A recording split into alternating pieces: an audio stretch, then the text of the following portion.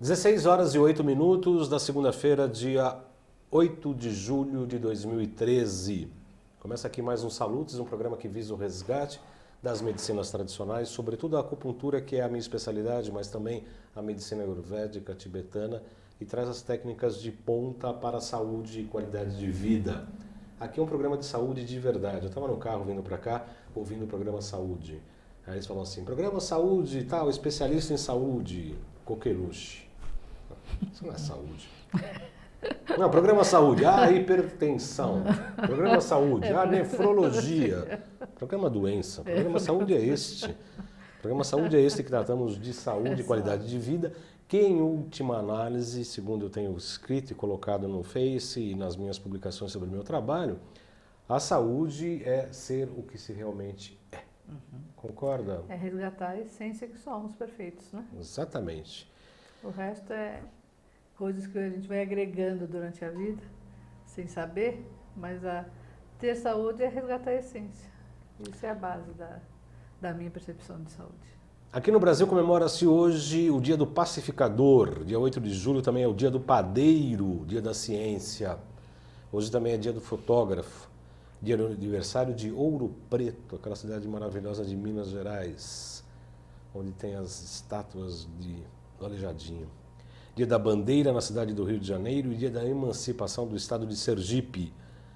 Em Portugal, nossos patrícios comemoram o feriado municipal de Amarante e Chaves. E no mundo católico comemora-se hoje o dia do Beato Eugênio III, que foi Papa, de São Procópio e de Santo Adriano III. A nossa pauta de hoje é da nossa entrevistada, intrometida já, começando a falar sobre qualidade de vida, etc. Nossa pauta de hoje é Rolfing, terapia corporal que visa equilibrar o corpo por intermédio de sua forma e movimento. Trabalha com toques profundos e precisos de modo a eliminar tensões e encurtamentos musculares que acabam por alterar a postura e dificultar os movimentos. Como um bom terapeuta oriental, também a gente pode identificar que, obviamente, ao encurtar tendões e músculos, você está inferindo diretamente no fluxo energético dos meridianos e, obviamente, causando problemas mais sérios e patológicos, né, Helena? Além disso, o rolfista também ensina o cliente a usar melhor o seu corpo para não sobrecarregá-lo durante as diferentes atividades diárias. Para isso, eu recebo a especialista Maria Helena Orlando, profissional de Rolfing desde 1984, formada pelo Rolfing Institute em Colorado e com treinamento avançado na Itália e Alemanha. Antes, porém, vamos à notícia do dia de hoje, às 16 horas e 11 minutos.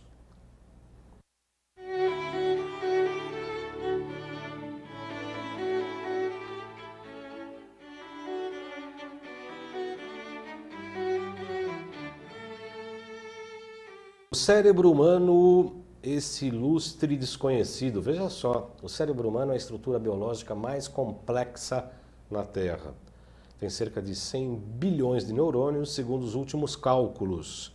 Cada neurônio tem milhares de conexões com outros neurônios, mas também podem se comunicar um com os outros à distância.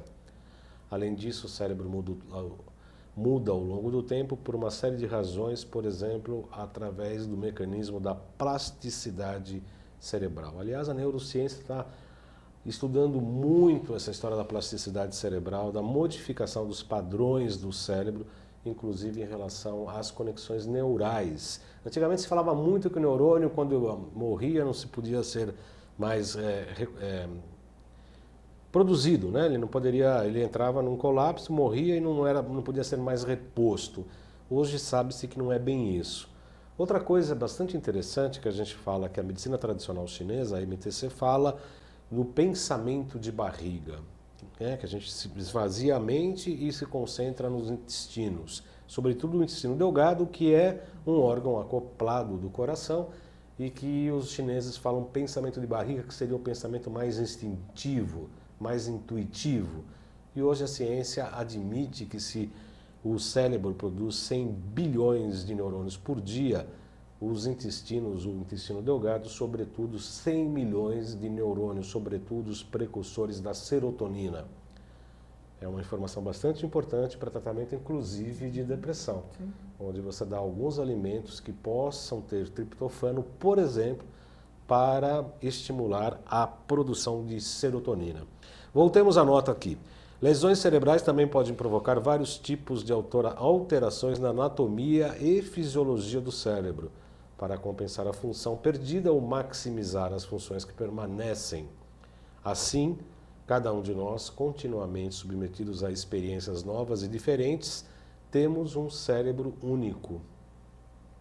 O que a ciência também não reconhece, não admite, é que o cérebro, assim como o sangue, é um grande registro de todas as experiências do homem na sua aventura no planeta Terra. Todas as experiências são gravadas tanto em termos energéticos no cérebro quanto em partículas no próprio sangue. Mas isso ainda a ciência vai demorar um pouquinho para chegar. Quem sabe a gente ainda vê isso, né? Mas ainda vai demorar um pouquinho. Sendo tão complexo, voltando à nota científica e dinâmica, nosso cérebro ainda é, em larga medida, uma caixa preta bem fechada, que bate com o que a gente está falando aqui, cujos segredos esperam por ser desvendados. Na verdade, a nossa compreensão do cérebro é absolutamente rudimentar em comparação com o nosso entendimento de outros órgãos. Apesar dos grandes avanços tecnológicos, as pesquisas do cérebro durante as últimas décadas, os cientistas ainda não conseguiram nem mesmo descrever todos os tipos de células que compõem o cérebro e determinam as suas funções. Para complicar ainda mais as coisas, o cérebro é mais do que a soma das suas partes. Isso a teoria dos fractais fala também, né? Isso Rolfing fala também. Rolfing também. O todo é mais do que a soma das partes, né? Exatamente. O funcionamento do conjunto é muito mais do que uma perna que funciona melhor ou um quadril que está melhor posicionado. É o conjunto organizado que vai funcionar como um todo, que será muito superior do que a soma de cada parte. Ondas neurais questionam a divisão do cérebro em áreas específicas. Os cientistas ainda não entendem como a informação é processada em qualquer organismo, seja no complexo cérebro humano, seja num verme humilde, cujo sistema nervoso é composto por algumas centenas de neurônios. Nós simplesmente não sabemos o que acontece no cérebro quando o organismo pensa, interage com o mundo, recebe uma informação sensorial ou dorme. Em outras palavras, os cientistas não têm uma teoria sobre como um cérebro saudável funciona, que pudesse explicar como memórias, pensamentos e comportamentos surgem a partir de atividades dinâmicas no cérebro. Este vácuo teórico tem persistido, ainda que as atividades moleculares, celulares e neuronais venham sendo estudadas continuamente. O que me chama muito a atenção nesta nota, nessa informação divulgada pelos sites de saúde, é que a ciência finalmente está se rendendo, está deixando da sua arrogância e petulância de querer explicar tudo e reconhecendo que há algumas coisas dentro do mundo da biofísica, da biomecânica, da fisiologia, que a ciência não explica. Os aspectos emocionais, mentais e agora com a física e a saúde quântica, felizmente também levando em conta os aspectos espirituais. Eu vou começar a passar a palavra para a entrevistada, porque ela está pulando aqui para falar. Ela não para. Eu tenho vontade de falar coisas aí dentro desses temas, por isso que eu estou... Mas eu vou falar disso tudo. Tá. Criada na década de 50 pela médica bioquímica norte-americana Ida Rolf, a técnica ficou conhecida como integração estrutural Rolfing, uma terapia corporal que, como eu disse, visa equilibrar o corpo em sua forma e movimento. Trabalha com toques profundos e precisos de modo a eliminar tensões e encurtamentos musculares. O rolfista também ensina o seu cliente a trabalhar e usar melhor o seu corpo durante as suas atividades diárias. Eu tenho o prazer de receber aqui a Maria Helena Orlando, profissional de Rolfing desde 94, formada nos Estados Unidos, com treinamento na Itália, na Alemanha, entre 2003 e 2011, portanto, durante 8 anos. Maria Helena presidiu a Associação Brasileira de Rolfing, licenciada também em manipulação visceral pela Escola Francesa de Manipulação Visceral de Jean-Pierre Barral e Didier Prat.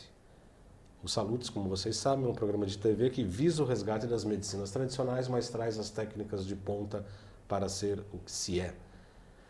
Muito boa tarde, muito prazer, seja muito bem-vinda ao Salutes. Obrigada, muito prazer, é um prazer estar aqui com vocês nesse programa eu tive já algumas experiências de vê-lo pela internet, é muito bom, os temas que você traz são muito bons, a forma como você desenvolve é muito interessante, muito dinâmica e eu estou muito feliz de estar aqui hoje.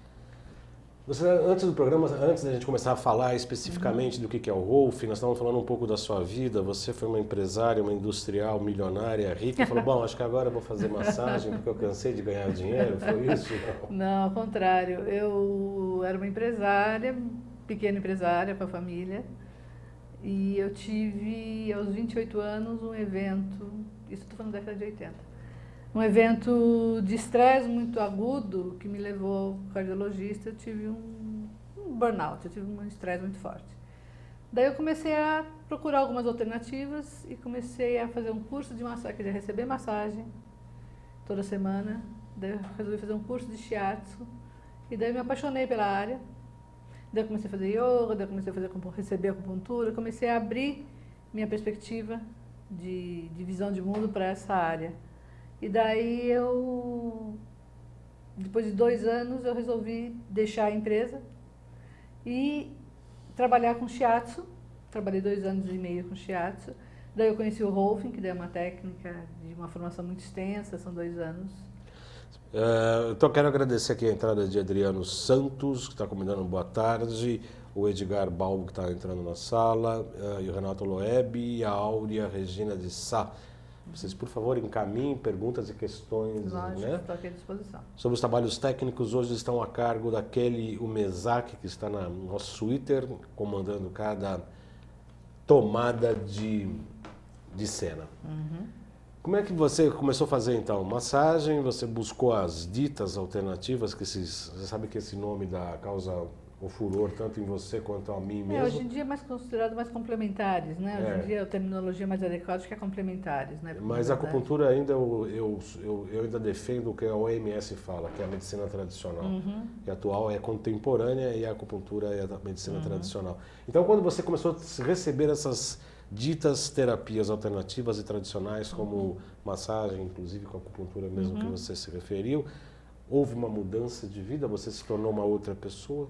Sim, há uma mudança de perspectiva, especialmente, né? Eu tive na minha experiência pessoal, uma ampliação muito grande. Eu não tinha nenhum contato com esse tipo de mundo, era muito mais, até por vir da área de economia, de administração. Meus interesses eram muito mais ligados ao que é mais comum, entre aspas, especialmente na década de 80, 90, foi quando houve a grande entrada dessas terapias. Mas quando eu comecei, fez muito sentido para mim tudo aquilo que eu estava aprendendo, né? Para minha pessoa, eu comecei a meditar, comecei a fazer yoga, comecei a receber massagem, entender o que era o shiatsu, o que era a medicina chinesa. Mudou? A pergunta é, você mudou? Muito. Eu mudei como pessoa, eu me sinto muito mais preparada para a vida. O que mudou, Maria Helena? Mudou, ampliou o entendimento do ser humano, né? Ficou do que é ser humano, do que é essa experiência humana que a gente tem. Então eu fiquei muito mais, especialmente através da meditação, do yoga, muito mais entendendo coisas que não são explicadas pelo que se apresenta ou como ciência ou até onde a gente sabe, porque essa coisa da ciência é muito relativa. Eu acho que eu admiro, eu acho cientistas pessoas desde sempre muito especiais.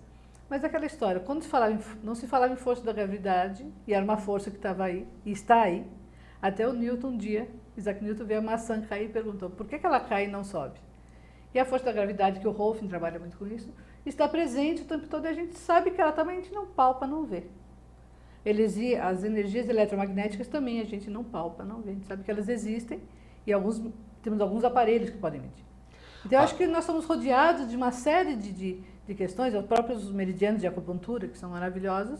Não sei se hoje já tem algum tipo de aparelho que Essa é uma grande discussão, né? Rosa, Então, só porque é para terminar, o seguinte... eu acho que são a gente está rodeado de coisas intangíveis, coisas que não são tangíveis, de energias que não são tangíveis, e que por isso a ciência, primando pela a sua essência de ver para crer, ela ainda não aceita algumas coisas. Mas eu acho que com o tempo, cada vez mais, algumas coisas vão ser aceitas. Eu espero realmente, porque eu acho que o ser integral, uma pessoa mais integral, o planeta mais integral é aquele que consegue pelo menos aceitar a possibilidade de que coisas que os olhos não veem e os aparelhos não medem, existem.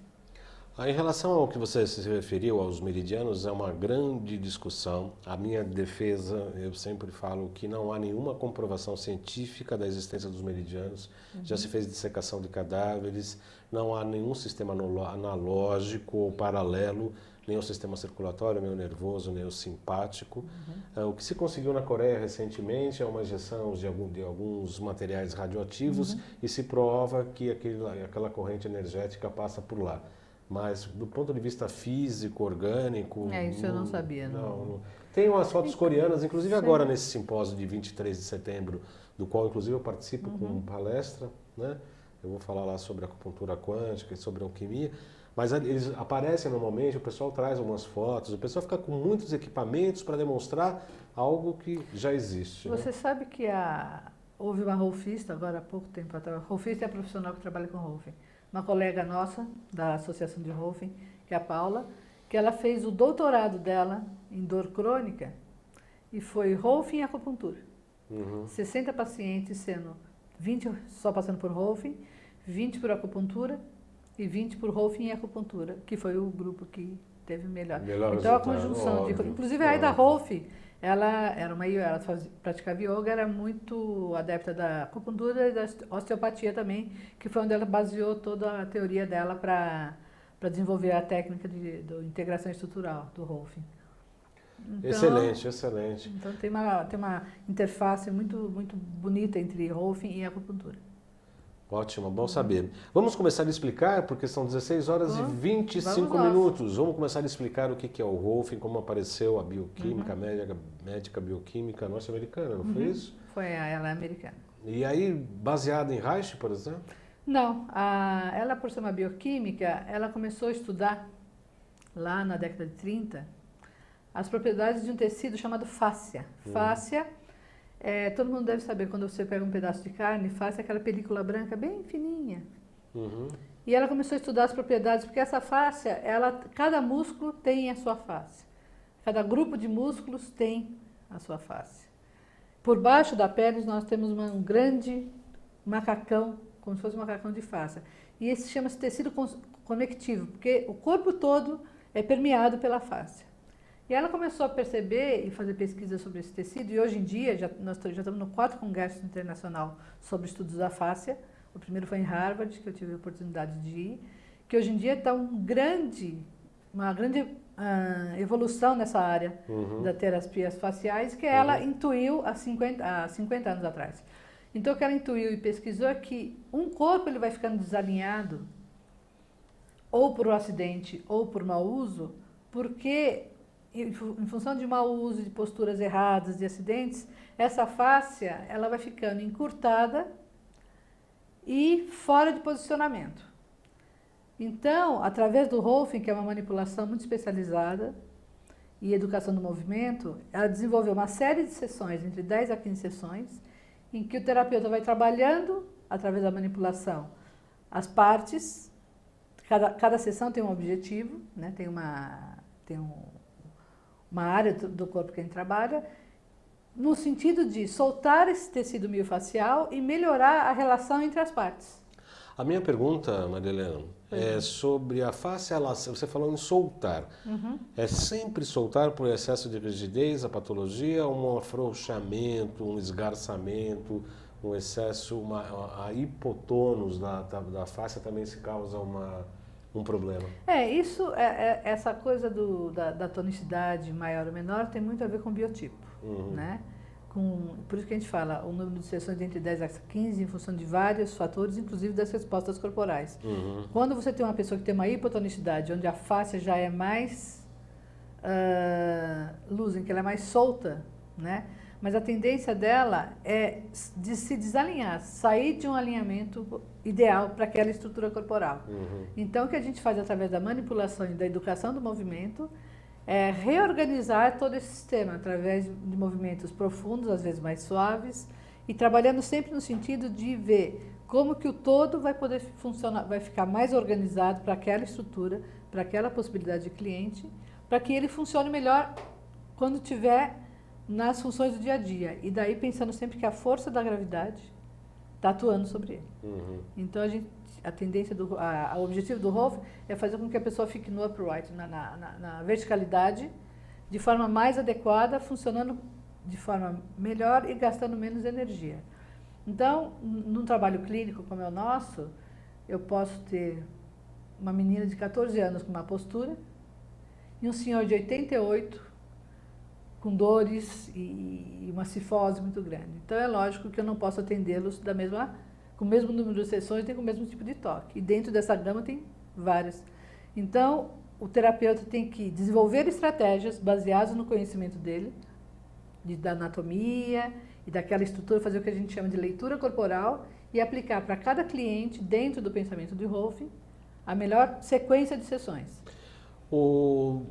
A medicina psicossomática surgiu aqui no Brasil, sobretudo, no final dos anos 70, sobretudo aqui no Instituto de Psiquiatria, etc., começaram a fazer associações entre as emoções, os pensamentos e as estruturas fisiológicas, físicas, né? E as suas reações químicas.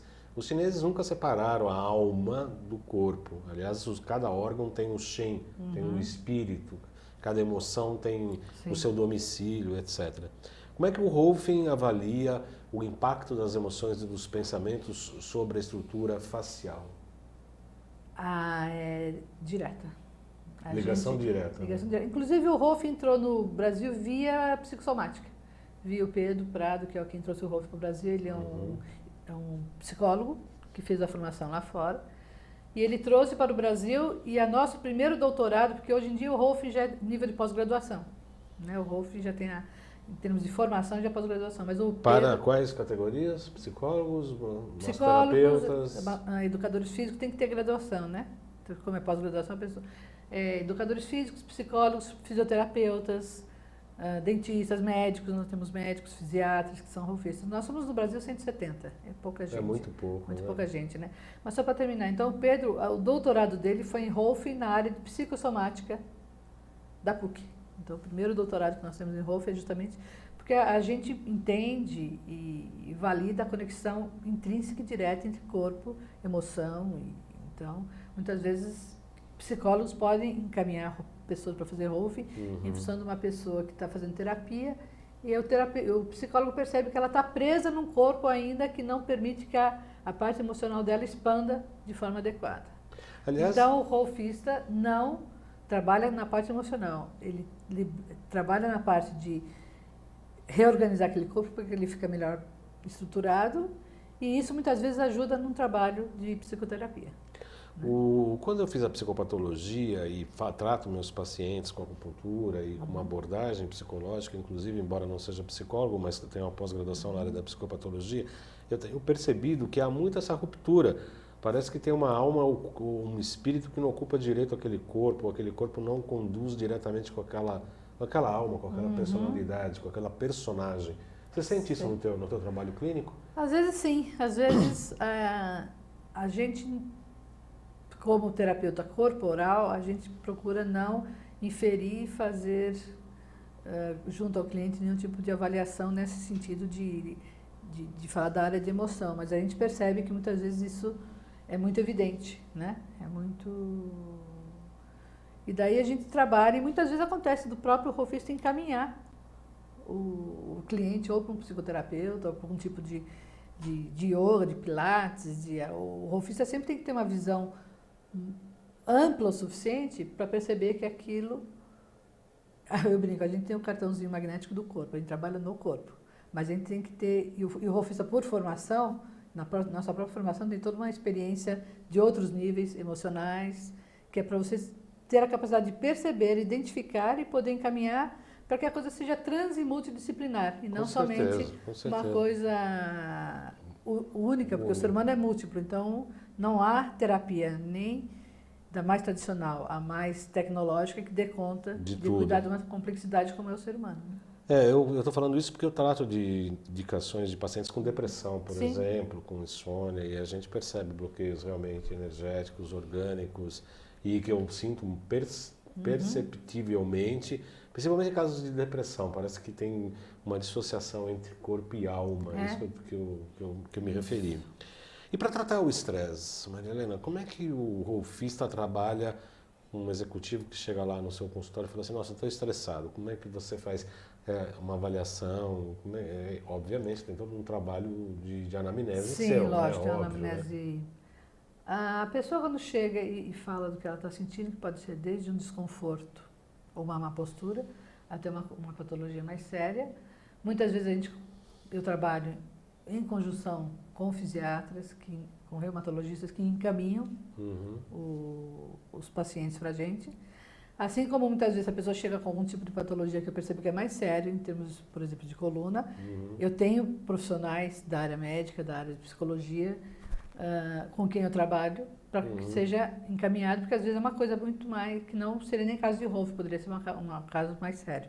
Mas a pessoa quando chega, a gente faz uma avaliação, e no caso do estresse, o que a gente procura, aquele corpo vai estar todo sofrendo as consequências, a estrutura vai estar sofrendo as consequências do estresse.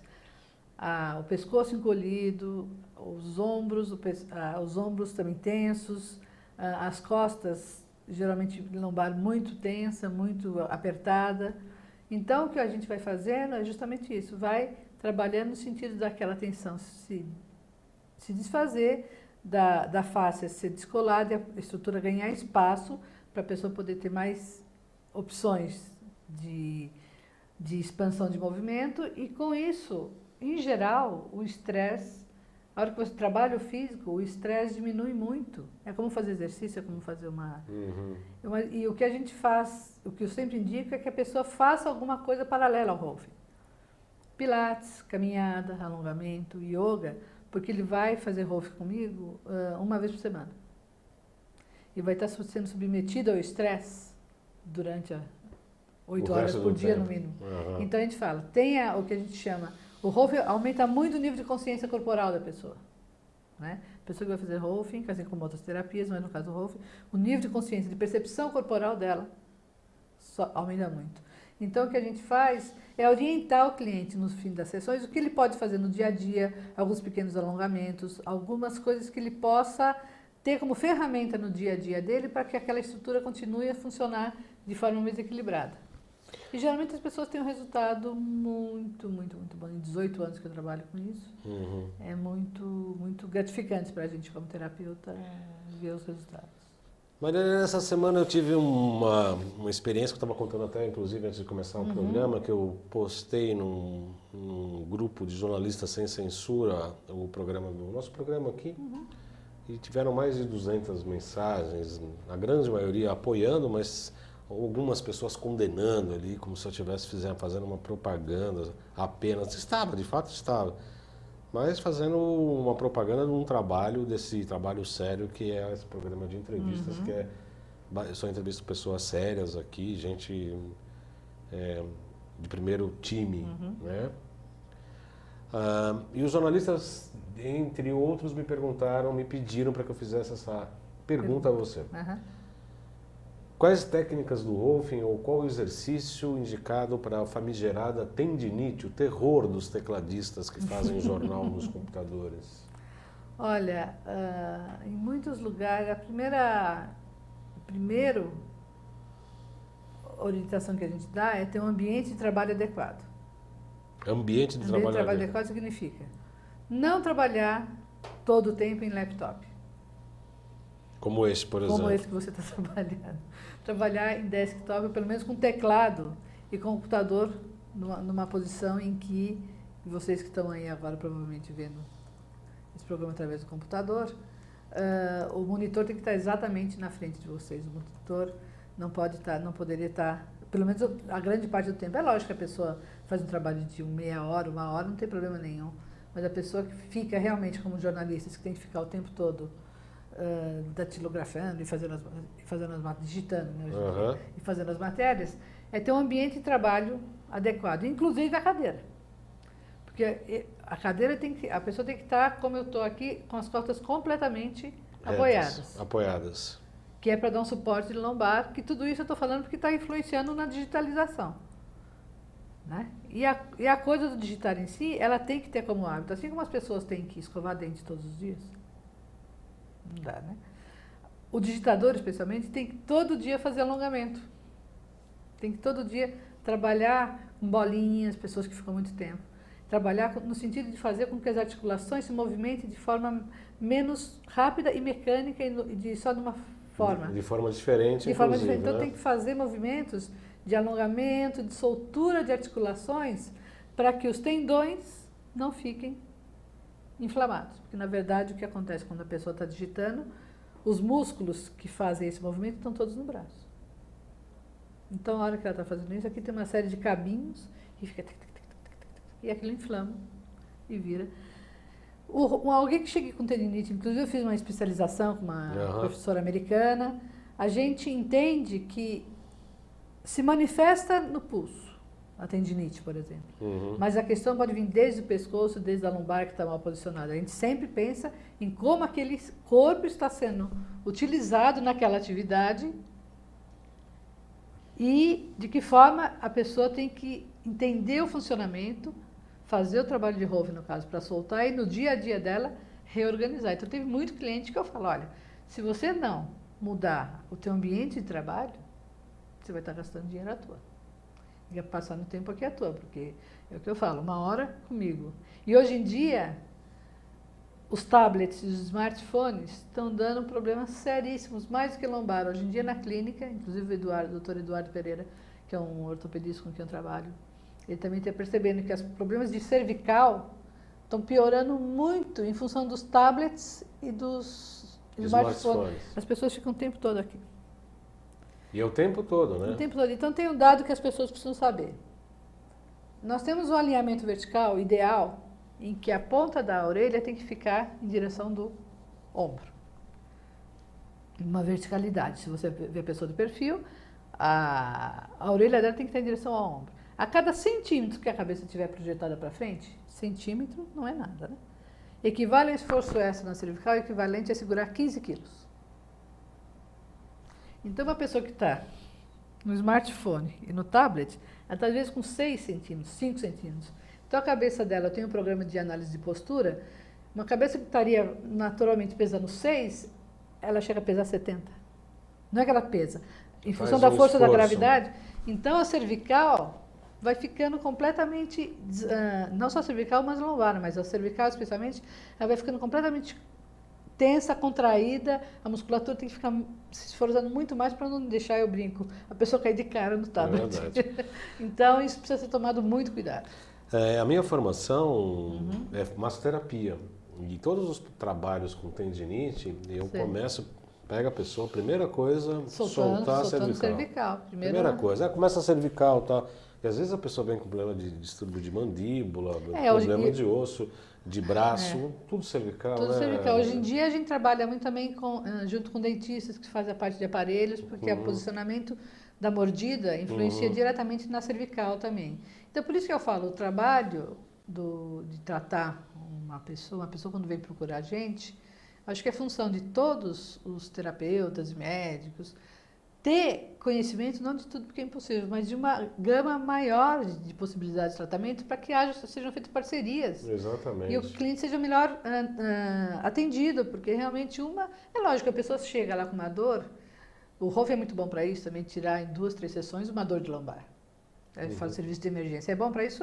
Mas não é o pensamento principal, assim como a gente sabe que a acupuntura não é só tirar dor de joelho. O pensamento, eu tentei fazer acupuntura, não consegui, porque eu achei para o meu ser muito complicado tudo aquelas as leis. Praia, não era a minha praia. É praia. Mas assim como a acupuntura não é só aplicar agulha, não, e nem tirar dor, o Hofe não é só fazer a massagem e tirar dor.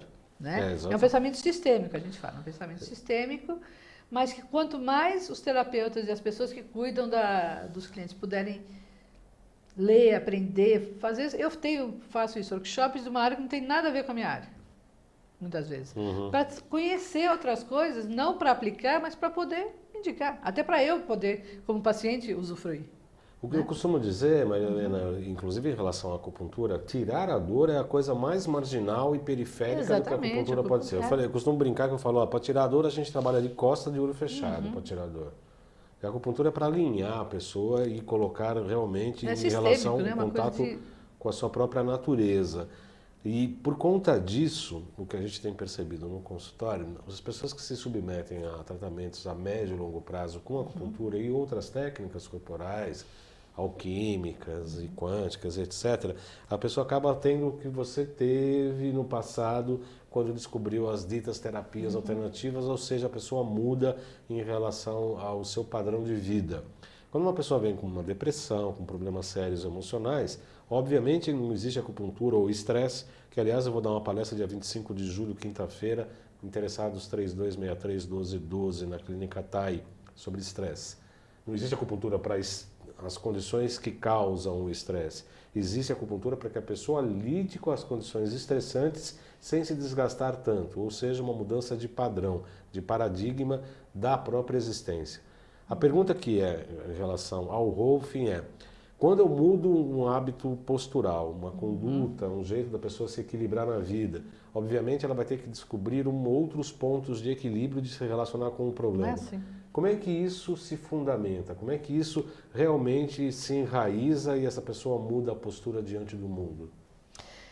A gente costuma dizer que a hora que você faz o Rolfing, você muda justamente sua postura perante o mundo, porque você passa a se relacionar de forma diferente com o meio ambiente que te cerca, com as pessoas, com tudo aquilo.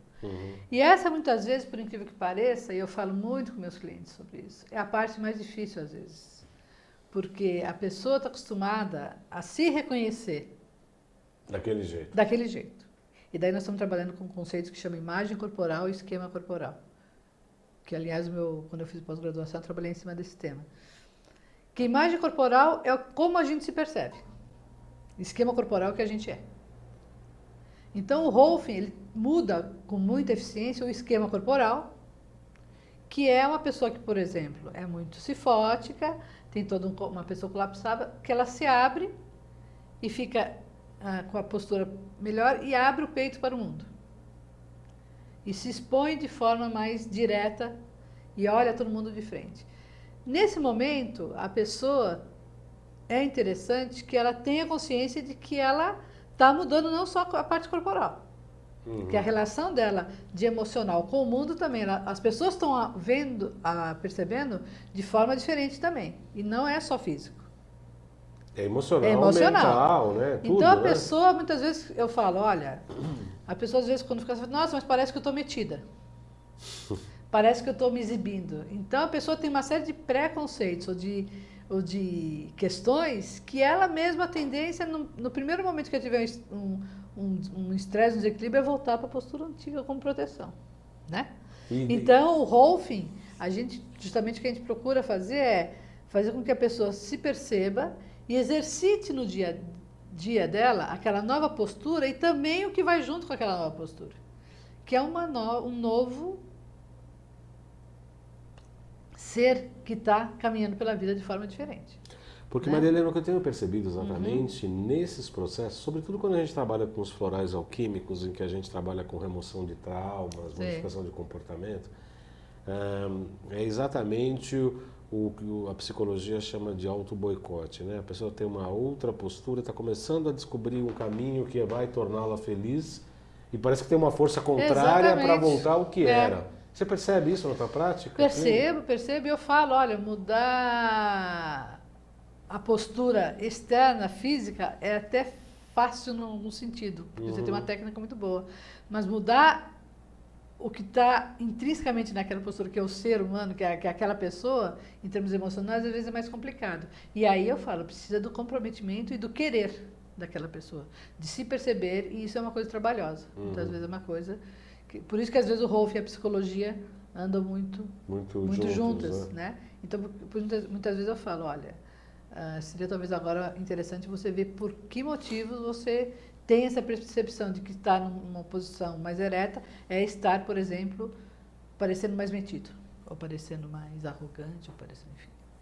Né? Então, E o que mal há, né? Pode ser, justamente, quer que dizer... mal há. Pode ser até que, claro, obviamente ninguém quer ser metido Então, mas nem daí é a arrogante. relação da pessoa com essa questão. Pois é. Né? Então, Aí é traumas, tudo assim como tem histórico, gente que adora. Eu tive uma menina agora que fez que ela estava lá por causa dos tablets e tal. Ela estava super, 14 anos, magrinha, super, assim, cifotiquinha, como eu falo. E ela adorou. Ela falou, nossa, agora parece que eu cresci 3 centímetros. Ela achou o máximo. E cresce mesmo, né? Recupera, a gente fala. Né? A pessoa fala, nossa, eu cresci, ganhei 2 centímetros. Eu falei, não, você recuperou. Porque você havia perdido em função de todos os desequilíbrios e tal. Então, o Rolf parece que a pessoa cresceu, parece que a pessoa emagreceu, mas na verdade é que a pessoa, ao ficar mais ereta, ao ficar alinhada, que nem falou um amigo meu, falou que a gente faz é desempenar o chassi.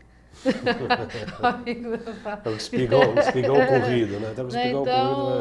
Então o Rolf é muito rico nisso, né? E é nisso que, em geral, para ser formado em Rolf, é necessário que tenha passado por psicoterapia. A gente indica bastante para que a pessoa tenha ido a lugares emocionais, a questões... Tem que ter um repertório. Tem que ter um repertório, tanto que não pode ser menos de 25 anos, em geral não é permitido no mundo, né? E aqui no Brasil tem a Associação Brasileira de Rolf, que é a única, porque na verdade o trabalho chama-se Integração Estrutural e o Rolf é uma marca registrada, que pertence ao Rolf Institute. E a Associação Brasileira de Rolf representa, é a única representante no Brasil do Rolf Institute, na América Latina, na verdade.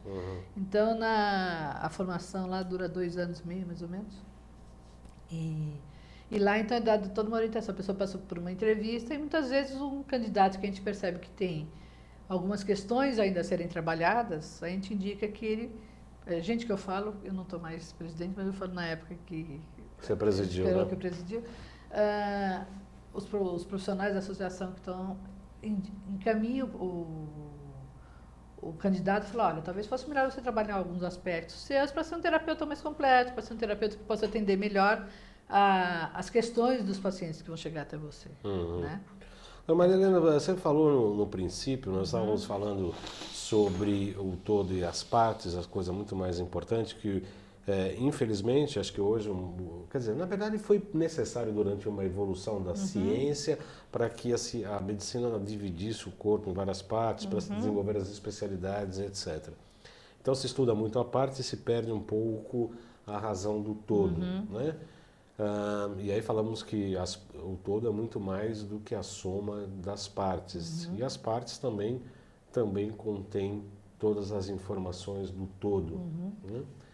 Estava falando daquela pesquisa, inclusive que falamos aqui na abertura do estudo do cérebro, que estão desenvolvendo um grande supercomputador, vão gastar milhões com esse grande supercomputador, que eu acho que é uma verba gasta à toa, porque o supercomputador não terá o espírito e não terá a alma humana.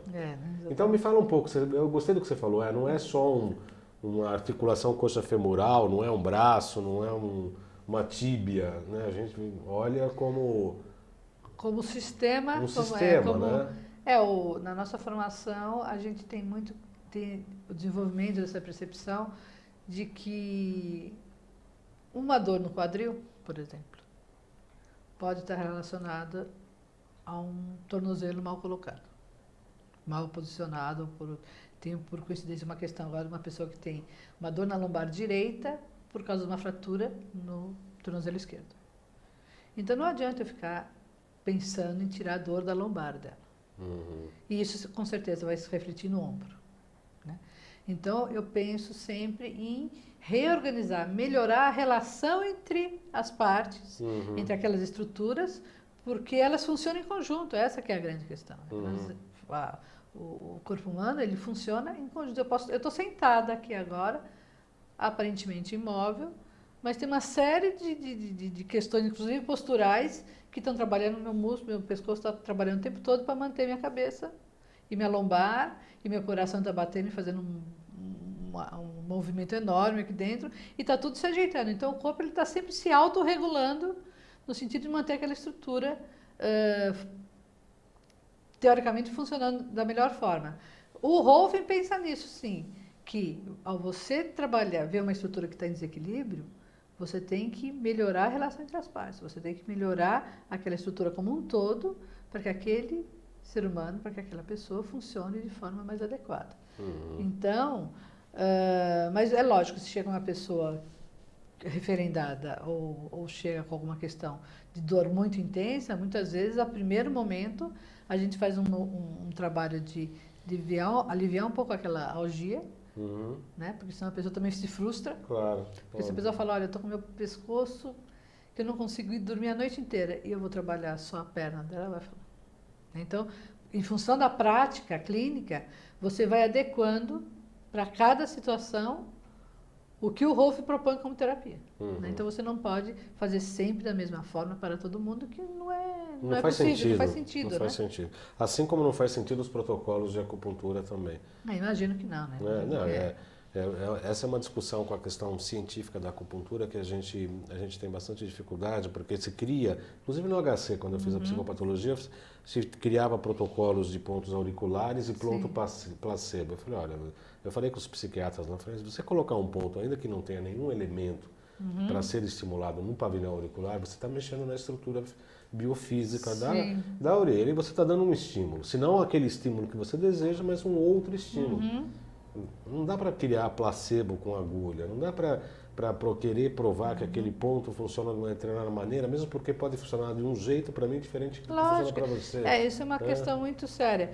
E no Rolfing, nós temos o que a gente chama de trabalho estrutural, que é o trabalho de manipulação, e o trabalho de Rolfing movimento, que é uma outra formação que também que a gente faz, que é a parte de orientação dos movimentos diários, de como a pessoa pode se movimentar melhor no dia a dia.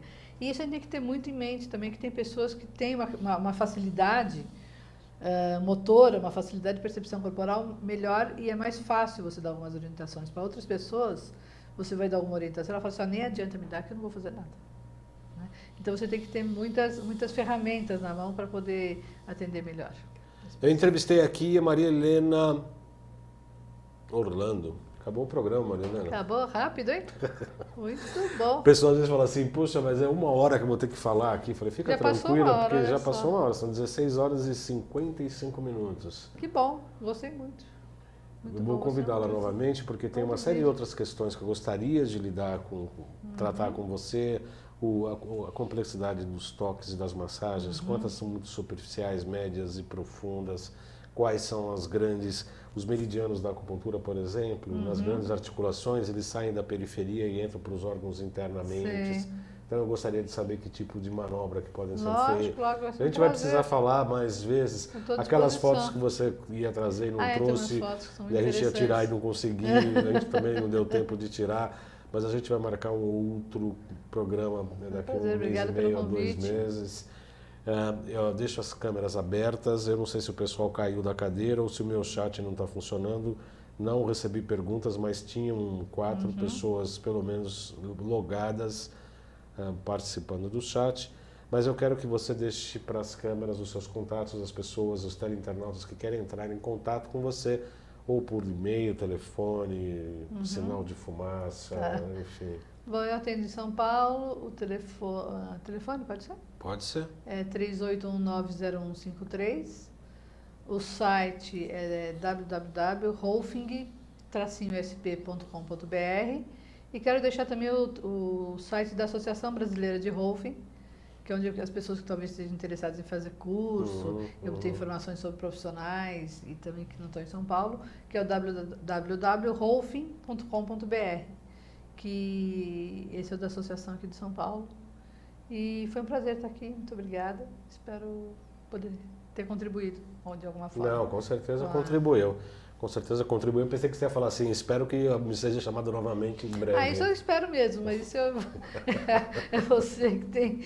Eu tenho certeza que a gente vai se encontrar novamente, com certeza. Semana que vem nós vamos falar sobre manipulações homeopáticas, sobretudo a vitamina D que está em voga, sobre ômega 3, como se pode pedir manipulações na farmácia homeopática. Em seguida vamos falar da alimentação viva como potente regenerador, inclusive uma pessoa que sofreu acidentes, que está trabalhando junto com Gabriel Coulsens, que virá aqui em setembro, participar do 3º Simpósio de Saúde Quântica. Dia 19 de julho estarei em São Pedro, Águas de São Pedro, ministrando palestra sobre alquimia, acupuntura e medicações quânticas. E no dia 25, como eu disse, lá na Clínica TAI, na Rua dos Franceses 98, eu vou falar sobre estresse. Se estiver interessado, 3263-1212. Agradeço a atenção e participação no seu programa de hoje, o programa de hoje, o Saúdes. Espero você na próxima segunda-feira, às 16 horas, aqui ao vivo. Bom feriado, boa semana e até segunda.